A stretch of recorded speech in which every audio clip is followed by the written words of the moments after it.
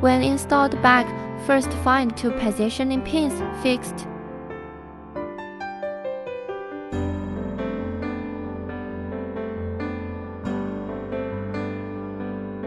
And then put the mold to put the screws back.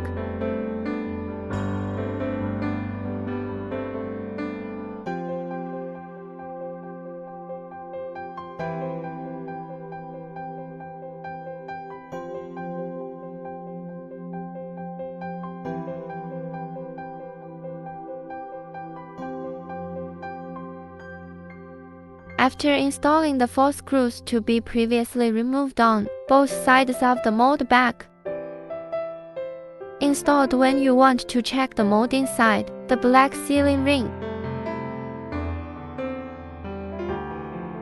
The sealing ring cannot fall off, otherwise it will leak oil.